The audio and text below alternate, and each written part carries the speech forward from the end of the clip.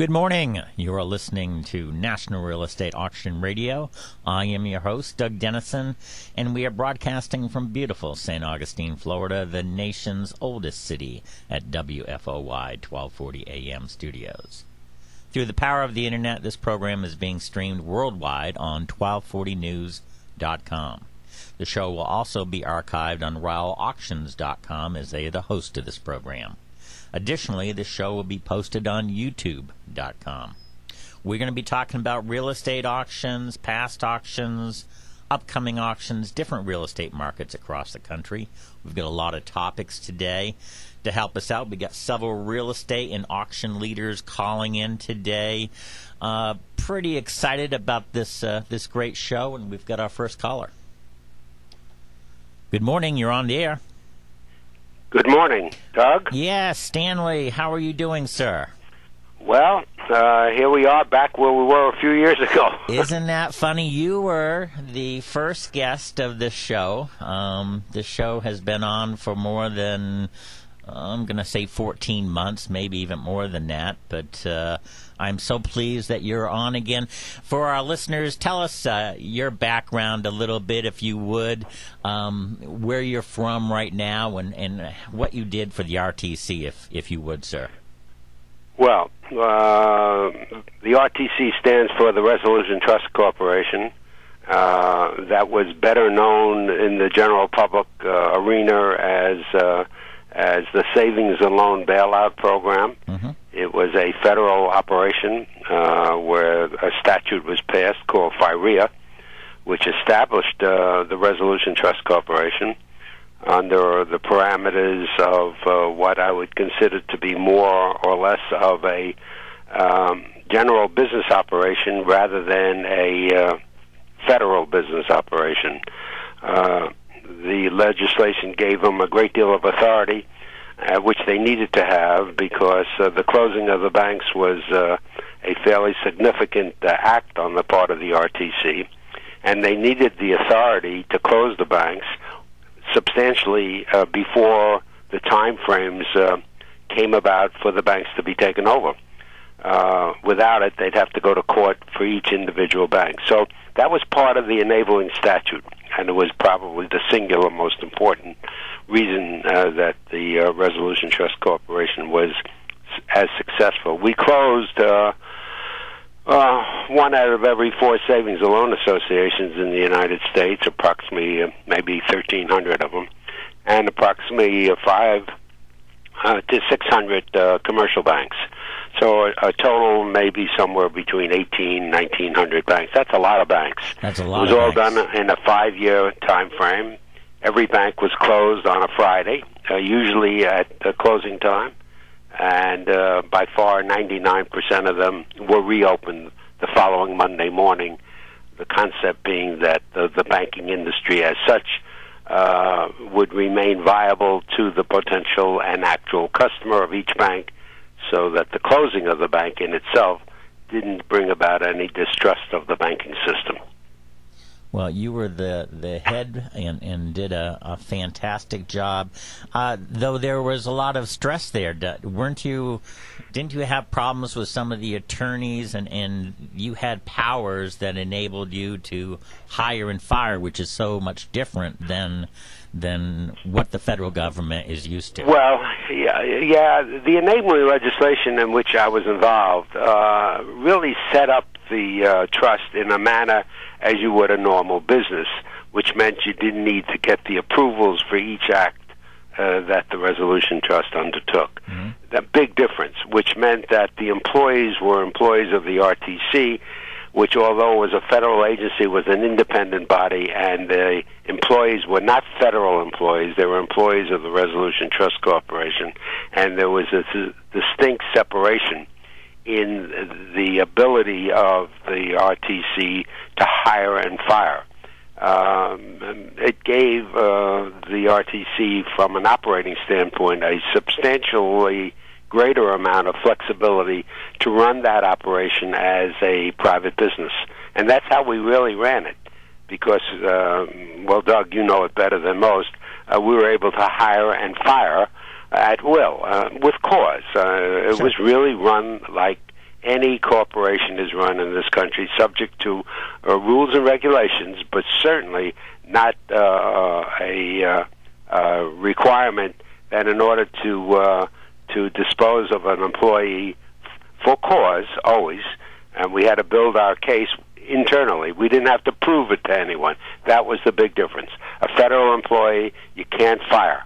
You have to submit a notice of disengagement, cite the reasons. Then there's a ruling, and you got to wait for that. RTC didn't have that. It was run like a private company. You should know, well, Doug, you do know, we had well over 10,000 employees. We had regional offices all over the United States. And, of course, to accomplish what we did with those large number of closings in a 5-year time frame, we needed the ability to move without the necessity of getting an approval of a separate or a more powerful organization above us to allow us to do what we did. So it was really run like a private enterprise. That was a fantastic time for me, and you did a wonderful job.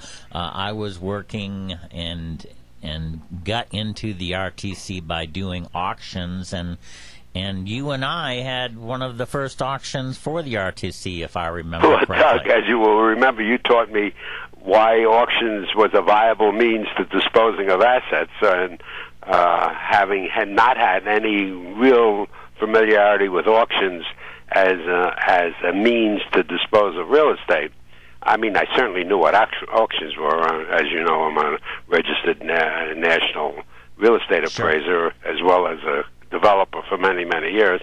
So I certainly knew what auctions were, but I never tied the auction business to the disposition of assets in the numbers and the amounts that became of necessity because of the huge number of banks. And when you multiply the total assets that those banks owned, and for the most part it was a disposition process, sell the assets, close the bank, or sell the bank. And in the most cases, there was a disposition by the sale of the institution. Well, you and I have known each other for almost 30 years, I believe. I came down to Miami in 1981 and was running the YMCA in your town in North Miami, and you would always help me out with a check for the kids every once in a while, and that's how we started. But when you became the head of the RTC, I think you and I knew each other a little bit, and I was in auctions at the time, and I said, how about trying a auction in the area so that you could see it? And we came up with, or you contacted us and said, I've got a bank facility in Miami Beach, and I've got 5 or 6, maybe even more people that are interested, but they are giving me offers that are apples and oranges. One has a big closing period. One wants to have financing. One has a small type of deposit. And so you trusted me, and Well, you're being very modest. Why don't you tell your listeners that you convinced me by twisting my arm to let you try a single auction with the burden of the proof in totality on your part, and I was absolutely convinced that the burden wouldn't be met, and you proved that I was wrong and you were right. Well, it was a great auction. I don't remember the numbers exactly, but I'm going to say this bank building was appraised for like $700,000, and we ended up, and you were there, and we had probably 15 different bidders, and the prices just kept on going up and up, and I think we sold it for $1.2 million, something like that. It was actually, I think the spread was even greater, but that wasn't the issue that proved the value of auctions to me. The issue was that the facility sold for substantially more than the offers we had on the table. Uh-huh.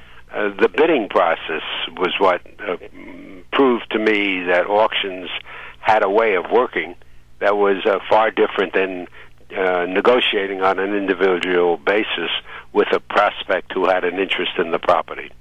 And that's the key to auctions, I guess, if I had to sum it when people hear another person quoting a higher price and they want the asset, or they want to at least consider buying it, they're more apt to raise the bid, maybe sometimes slightly in excess of the high bid, sometimes a bigger excess. But in any event, that's one of the reasons, in hindsight, that made auctions, I believe, such a viable tool to dispose of assets. As far as the RTC was concerned, our issue was to be able to dispose of the asset, and in most cases, the auction was of great benefit, because the price we were able to get for the asset being sold invariably was higher than we would have gotten on a separate negotiation with an interested party.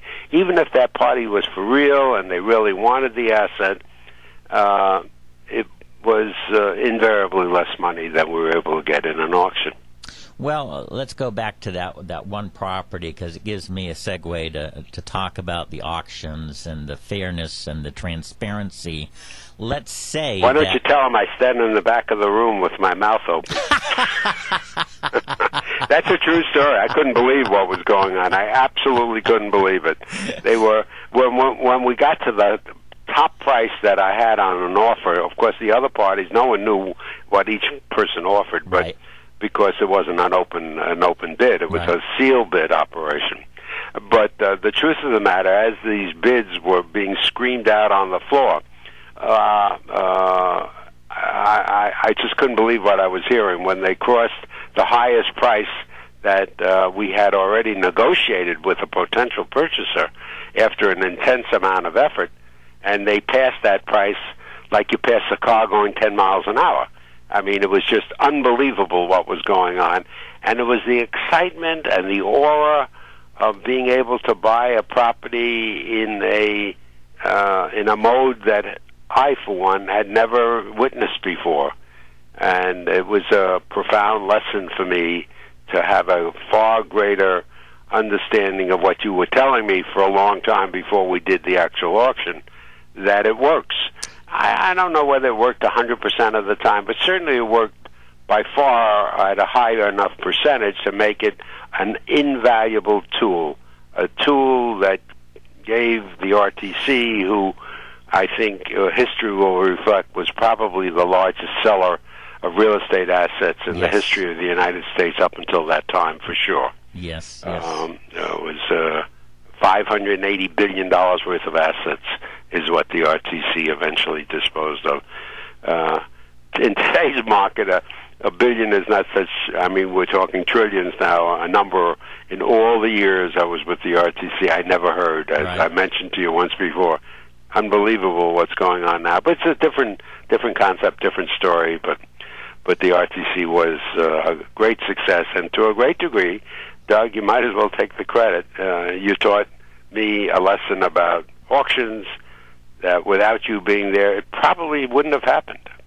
Well, you were very insistent, if you will remember. Just give me one. I'll prove it to you. Well, I'm talking about government auctions now, and if I'm a government official and I'm in charge of that one property in Miami Beach, and I've got, it's a high-end property. It's in Miami Beach. It's a bank facility, and I get 6 or 7 offers, and they're all different. What if I picked one? Won't everybody else say, "Hey, I would have bid more"? Is this an underhanded deal? And so, if I'm a government official, I want to have it fair, open, transparent. And, whoever is the last person standing with their hand up wins, and no one else can say anything. So that's why I'm so excited about auctions. Well, I think that's absolutely true. The fact of the matter is the seller, whoever it is, whether it's a governmental agency, whether it's anyone, has no idea of the value of everyone that has an interest in the property bidding it, because they're hearing the bid. They have a clear understanding of where they have to go to get the property. And if the seller and the handler of the auction are professional and they know what they're doing, and then certainly in your case, that's a foregone conclusion.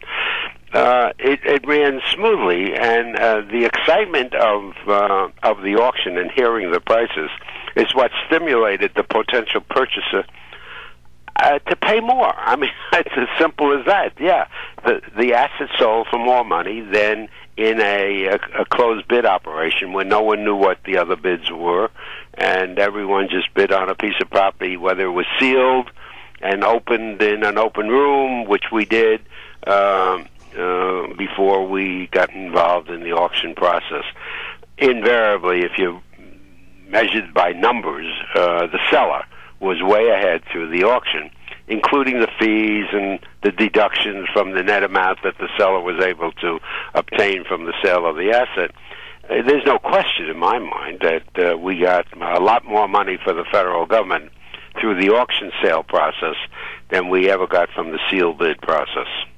Well, Mr. Tate, what's happening right now, and you know I've been kind of going up to Washington to try to move this along. There's 14,000 properties that the government has determined are surplus properties. These are nothing about Freddie Mac and Fannie Mae, not houses, right, but office buildings and warehouses and land parcels. And to give you one example, there's a post office up there that's been vacant for 10 years and costs the American taxpayers and the government $6 million a year to maintain. Well, these properties need to be sold, and I think you know that more than anyone else. Well, I do, and the key to the issue really has a lot to do with the understanding of what the real estate market is all about. To maintain and hold an asset that has no particular value except the value of the asset to the owner demands a sale. The faster you're able to bring that about, in the long run, you're way ahead because of the holding costs and the operating costs and just the maintenance expense of operating a building, whether it's operated with tenants or whether it's vacant. It's an expensive operation. From our standpoint of the RTC, we didn't want to operate because to operate means long-term involvement. The best course of action for the government, certainly when we were running it, was to dispose of the asset at the highest and most valuable price. Invariably, that worked. It worked quickly. The asset was sold. A proviso to all of that, Doug, really had to do with the experience of the auctioneer. Mm-hmm. That has a lot to do with how well it's run, number one. Number two, invariably, the more experienced auctioneers brought about a higher price, but almost as importantly, a quicker determination of the sale. Time is money. Professionals know how to do it. Time is money. Time, you just hit the key. Time is money. The difficulty you have with governmental agencies is it's not their money. Mm-hmm. It's taxpayers' money, and they don't count it the same way because, in truth, it's not like money in your pocket. A single man who owns a piece of property knows what it costs to keep it filled, knows what it costs to maintain it, knows all of the issues, and he's much more apt to have an understanding why he's better off to sell it, whether it be an outright sale to a customer that he knows or whatever, or an auction which invariably he'll get a higher and better price and a quicker sale of the asset. If I sound like someone who is a believer now in auctions, it's because you and subsequent to you, we disposed of literally hundreds of millions of dollars worth of properties when you consider close to 2,000 banking institutions that were taken over. Many of those institutions had as many as 50 or 60 different properties that they had already foreclosed and owned. And because we didn't have to get permission from anyone, and you helped teach us the lesson of the value of the auction, we just moved in and handled the auction. Some of them, as you know, from the time we took it over to the time of the sale of the assets to the auction process, was a total of maybe, I'd say a long term was maybe 12 weeks from beginning to end. True. And you can't sell an asset in 12 weeks in any other process where you're getting the highest and best dollar. But we like to think it's even less than 12 weeks, but it depends on the asset, of course. Well, the deal in Washington is H.R. 1734 has been passed. It's gone to the Senate. The Senate's fooling around with it, but it seems like a no-brainer for properties that need to be sold and that have no value and are unused, that they be sold. Monies come into the coffers of the budget. Certainly we need that, but also the savings that the taxpayer has. So I'm thrilled about that. I want to hear about the Florida prepaid. You are the biggest fan of education, and we've only got a couple of minutes, but tell us about the Florida prepaid college fund. Well, the Florida Prepaid College Program, which is now called the Stanley Tate Florida Prepaid College Program, the only unanimous act of the legislature 6 years ago to change the name of the program, and of course I was on it since I wrote it. It's the largest insurance program in the United States. I'm the trustee. We have in excess of $10 billion in assets, all in U.S. government bonds. Amazing. What essentially it is, it gives the Florida resident, they have to be a resident of the state, who has children. It was originally designed for the low and moderate income family, because I was always concerned that the cost of a tuition would continually increase for lots of reasons, and I won't go into them, but the fact is it's really happened. Our first initial program, you could have had the cost on a newborn baby was $15 a month for 18 years. That's the time frame that was necessary. 18 years is the age where an average student graduates from high school. That's the age we used. The most important part of the prepaid program, it was guaranteed by the full faith and credit of the state of Florida. That was an essential part of why we were so successful, because it wasn't a private enterprise. It was guaranteed, actually, literally on the document, guaranteed by the full faith and credit of the state of Florida, which meant no matter what the cost would be, invariably more, the state had to recognize their financial obligation on a contractual basis, and that's really what it was done. When it was passed in the legislature, it was a binding agreement that every contract was sold with that codicil had to be guaranteed by the state. Stanley. So we sold between 70 and 80,000 of them every year. We eventually wound up with well over 1.5 million students who parents or grandparents purchased it. If you went into a birthing center or a hospital in most areas of the state, I'd say almost every area, you'll find signs there that says, enroll your grandchild or enroll your newborn in the Florida Prepaid College Program. And that was the basis of our getting the majority of the sales.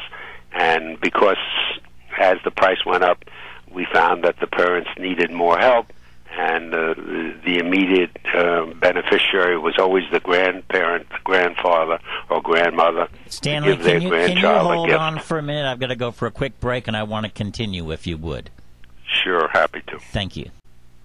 Okay, we're back. You're listening to National Real Estate Auction Radio. We have Stanley Tate on the line, former head of the Resolution Trust Corporation, CEO of Tate Enterprises in North Miami, Florida. Stanley, are you still there? I'm here. Hey, thank you. I apologize. At the 30-minute break, they always go in for ads, and I can't do anything about it. So my apologies. We were talking about the Florida prepaid. Why do you think it has been so successful in Florida compared to other states? Well, number one, there was no risk because Florida was one of the few states. Actually, 34 states adopted the installment method of selling a contract for a newborn for their college tuition. But most of them, or many of them, were critical of Florida. We received a huge amount of criticism. My own board tried to change the manner in which the investments were made. I always felt that our responsibility, our meaning the operator's responsibility to the purchases, was to ensure that the monies that we used for investment purposes had no risk, because we weren't in the business of making money. While we had a huge amount of capital, and we wanted to make as much money as we could, it had to be money without risk, because the risk was always too great if it just went into the general marketplace in stocks and bonds.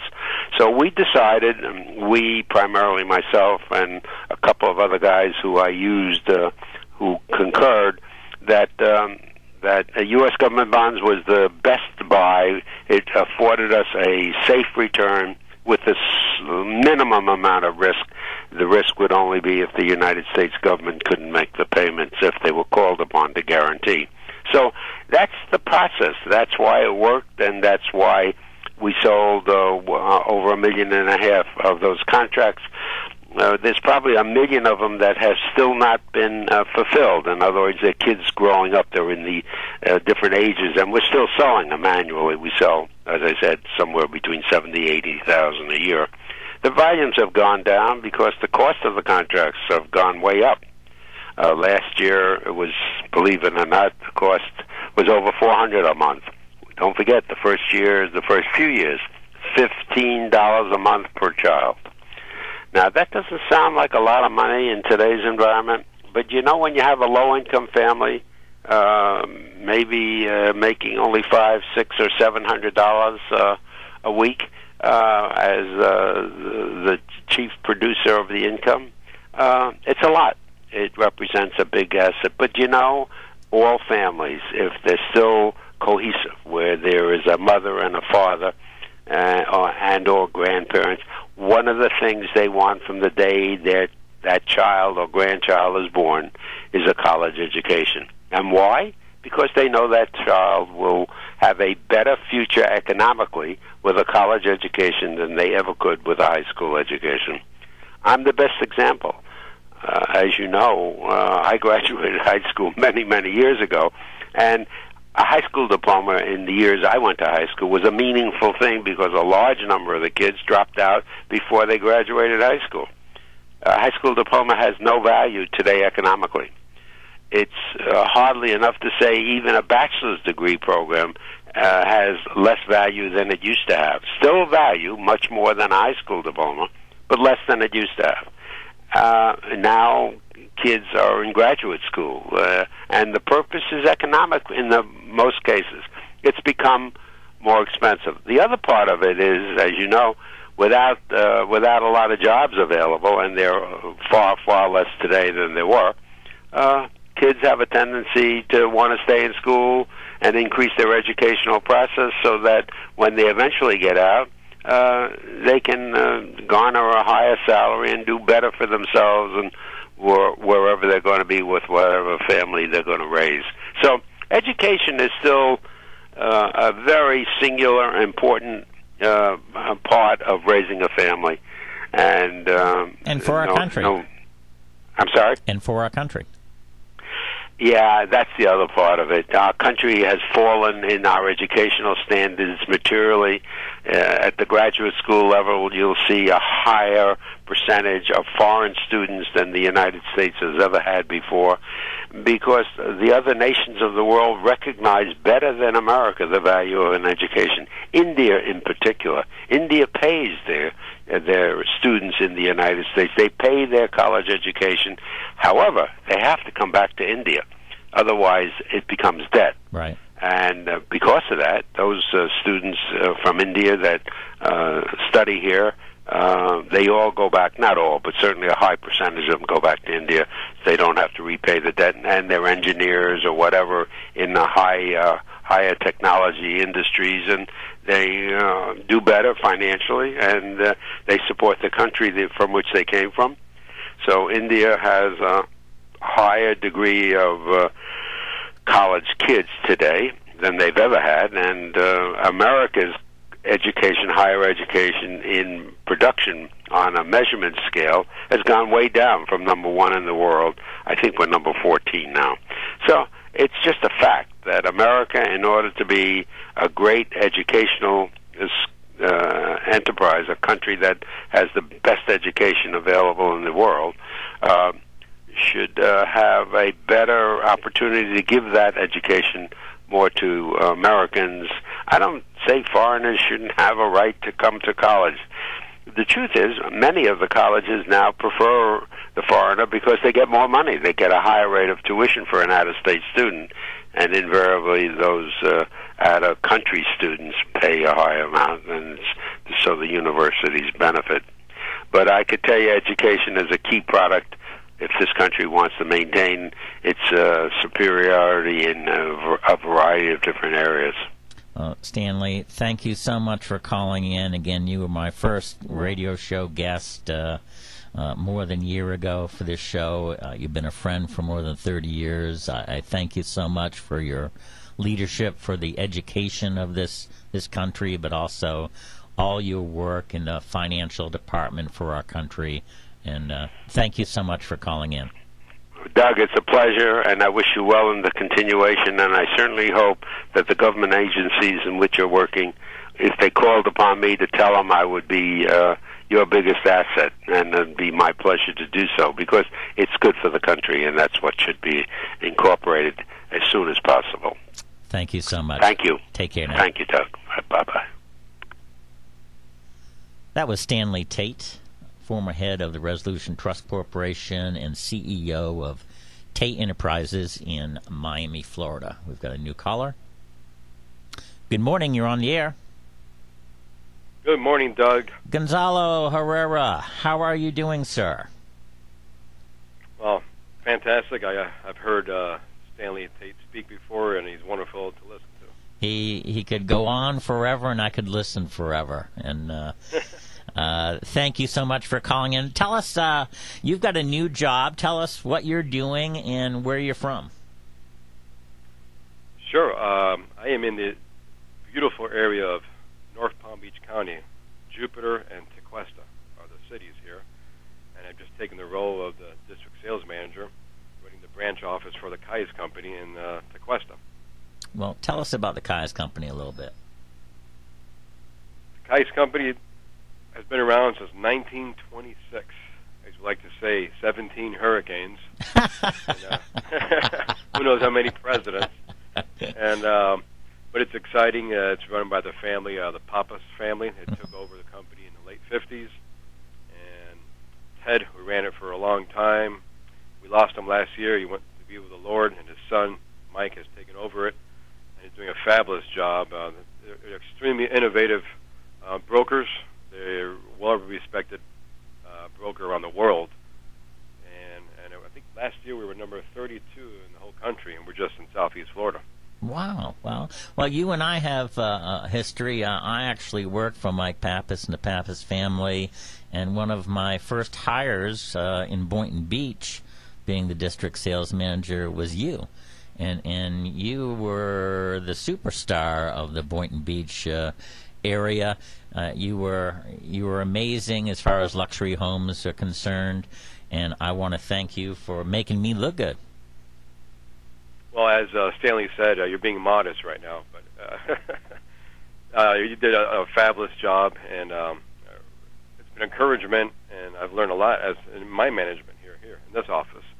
So it's a lot of exciting things going on. The market is unbelievable right now, Doug, and there are so many buyers out there, and really what's going on is two things. Is we have so many people from the Northeast and New England, from Canada, from South America, countries like Brazil, Venezuela, Argentina, and of course Europe. They're looking for places to put their money in. Real estate in the United States is still always, a good safe bet. And the cash that's coming into real estate down here is incredible. And just 4 years ago or 3 years ago, there must have been 30,000 condos on the market in Southeast Florida, and those are all gone. They're sold. Wow. As a realtor friend of mine in Miami says, Brazil bought all the condos. It's absolutely amazing what's going on. And if you read the paper today, the 15-year interest rates are down at 2.94. So to give you an example of what we try to tell buyers that are looking to finance or rent, on a $250,000 financing amount, approximately $1,700 a month plus taxes and insurance, it's still substantially less than renting. They can own the house for a 15-year mortgage instead of paying rent. And that's just amazing. That is amazing.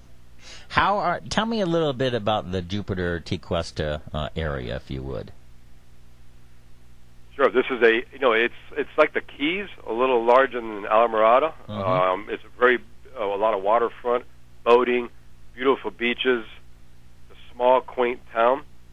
Has a small town feel, and just a fun, great place, great schools, great family area.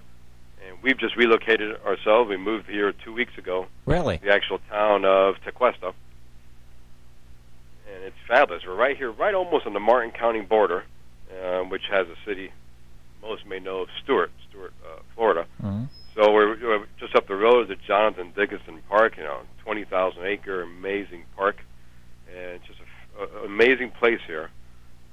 We're 30 minutes away from the city of West Palm Beach, so we're not too far from the city. And it's exciting things going on. The real estate up here is fabulous with all kinds of high-end properties. A lot of celebrities buying in Jupiter Island and different places up here, Tiger Woods and so forth. Celine Dion owning a couple homes in this area. Wow. Really, really an amazing place. Well, and your Miami Heat are doing pretty good. Well, thanks. I'm glad he left Cleveland a few years ago. And he really took it upon himself last night, didn't he? He was amazing. He really was, and Dwayne Wade could do 40 points at any point too. So it's a great tandem. Tell us why you believe that people go to work for the Kai's company, because I have my feelings, but tell me what you think and what you tell possible recruits. Well, we're seeing a lot more unlicensed coming into the business, and that's always a sign that things are changing. Mm-hmm. In 2009, there was nobody in the real estate board getting their licenses. So it's exciting. We tell them a few things just in the marketplace itself. It's a wonderful business to get into. We definitely tell them that it is a business, treat it as a business, and with all kinds of flexible opportunities, means of earning sky's the limit with the income. Our company here, we have 27 offices in Southeast Florida, including 3 brand new ones. We have one in Palm Beach, the town of Palm Beach. We have a new one opening up in Delray Beach on Atlantic Avenue, a fabulous location in Delray Beach. We've been looking for that for years, and it's great to see that open up. Mm-hmm. And we have one, Jonathan's Landing, which is a really high-end golf country club, yacht club community. We are now the official on-site real estate company. Wow. There, so a lot of exciting things going on. The Kai's company really has just amazing what we're doing. It's not like we're part of the game, even though we can play with the national big companies, yet still have the family-owned feel. Yes. They own every office. So, for example, I tell new recruits here, which I did it, as you remember, I went down to Miami, sat with a buyer in Miami, looked at homes, showed them a home, went to Boca Raton, sat with the one that bought on Highland Beach, sat with my customer there. They felt comfortable going to Boca and not going somewhere else. So each agent can go into each office in South Florida since it's owned by a family. It's not a franchise. That's a wonderful feature when you're working with customers looking for outside of your area. Well, you talked about people coming in as possible recruits. What makes a superstar? What made you one of the top basically real estate agents in South Florida? What do you have to do, and give us some tips? Great question, and we get asked that by especially the new associates or the ones that are just struggling to make it. They're scrambling around looking. There's no magic. It's just hard work, and some of it is old-fashioned work. Even though you're leveraging technology, it's still the old-fashioned work of doing whatever you can to give you an opportunity to have a conversation with someone. And that could be a knock on the door for an expired. It could be calling on a for sale by owner, which launched my career when a for sale by owner couldn't sell their home, wasn't going to pay a broker fee, ended up listing with me at 6%, and probably referred, I don't know, maybe 30 sales to me over a course of 9 years. Wow. So you never know what's going to happen, and just doing the work best possible. I tell people spend a few extra dollars and get the high-end full-color brochures, get 25 professional images and a virtual tour. Always look the best, offer the best, and offer the best tools, professionalism, and just work hard. Open houses if they're allowed in the neighborhood, whatever it takes for someone to see that. Because I look at it as the seller's going to hire you. Why would they hire you versus someone else? Well, one, you work hard, you offer the best tools, top quality of the tools, and the best exposure around the world on the internet. So these are things all that go in play, but you still need leads. So how do you get leads? Just give yourself opportunity to have people come and talk to you. Take a photo of the front gate into the community. They're going to ask you, why are you doing that? There's a chance for a conversation. Simple fundamentals of selling, as you know, it's relationships. Yes. And that, I don't think it will ever change. And that's what we try to teach them here is use the tools to then give you the opportunity to have conversations with people. Well, you said, and the number that you talked about, that you got 30 referrals from one person is really unbelievable. But it's so much easier in sales to work with somebody that you've done a great job with and then continue a relationship with them, ask them for referrals, and then they are people who can sell better than you about your services. It's always nicer to have somebody say that you're the best rather than you telling people that you're the best. And if you can do that and the way you did it, you've got a great career. And if you can instill that into your people, and you'll have several other VIP superstars just like yourself. And again, congratulations on that. I'm very proud of you. Tell us how people can get a hold of you at the Kai's Company. Sure. We're located on US 1 in the town of Tequesta, which is the north part of Palm Beach County, north of Jupiter. And the phone number here is 561-746-2436. Again, 561-746-2436. And I have to give you credit, by the way, for the referrals part of it. You taught us to have our customers send a referral letter to you talking about us. And I thought that was a great touch rather than send it to us as the salesperson. And I have my associates doing that now. Their clients will write a letter to me talking about them, and it's a great tool you taught us. Well, thank you, sir. One more time, how do people get a hold of you? Because you know you're a VIP, a superstar in the South Florida real estate market. I want people that listen to the show to know who you are and how to contact you. Give me the numbers again.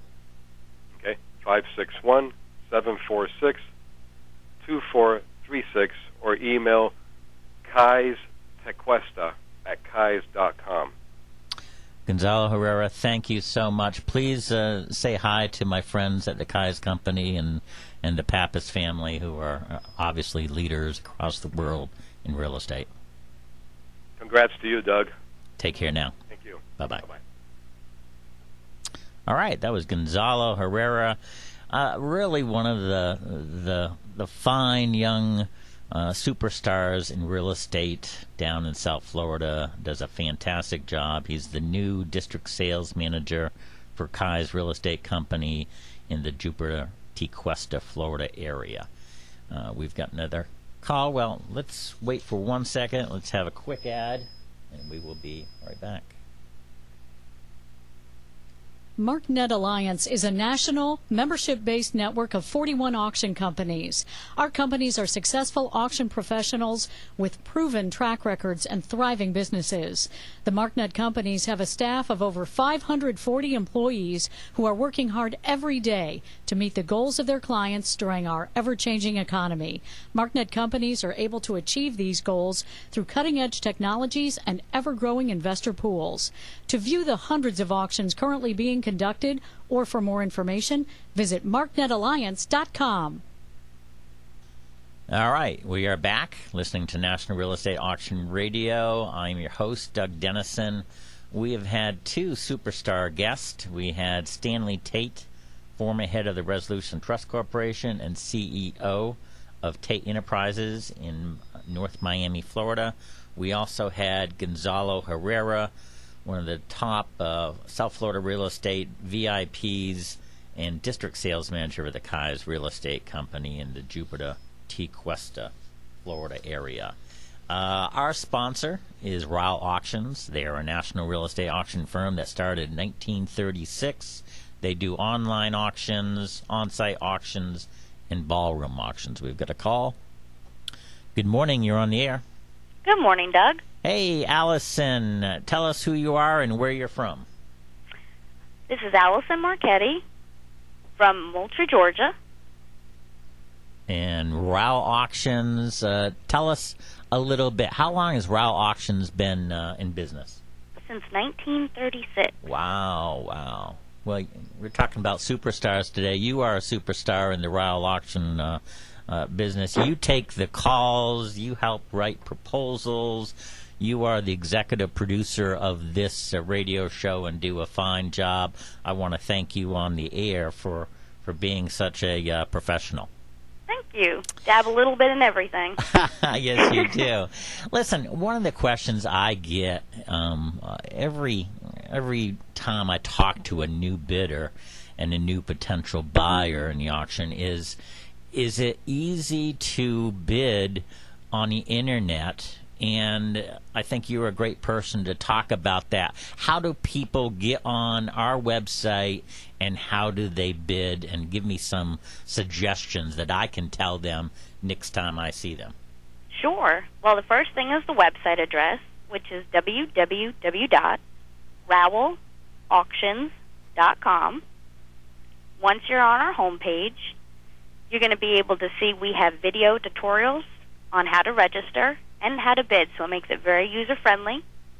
A tutorial, so you click on a video and it tells you how to bid? Is that what you're talking about? Yes, you get to watch actually clips from our website on how to bid, so it's kind of like a walkthrough. Okay, all right. And what if I'm not a high-tech guy? Can I still call you and kind of get a little one-on-one as far as how to do it? Absolutely. I will walk them from the very beginning all the way through, even to bidding. And how would they contact you at Ryle Auctions? At 800-323-8388. Do it one more time for us. 800-323-8388. Well, Ryle Auctions has been extremely busy. I believe in the last month or so, we've sold more than 300 bank properties, and a lot of them have been absolute auctions. And tell us what an absolute auction is, if you would. It basically means that there's no minimum, no reserve, that it will go to contract to the highest bidder. Wow. So that means that everybody is going to be interested in it because they know it's going to sell that day, and that's probably why there's so many people going to RyleAuctions.com. Yes. Highly interested. Very. It's almost like a guarantee. Nice. Well, I know you're busy, and I know you've got other things. Thank you so much, Allison, for calling in, and also thank you so much for being the executive producer of this show. You do a fine job, and I look forward to next time I'm up there. Thank you, and you have a great Friday. You bet. You too. Bye. Bye-bye. All right. That was Allison Marchetti. She is with Ryle Auctions, and they are a member of MarkNetAlliance.com, a group of 50 different auctioneer firms across the country.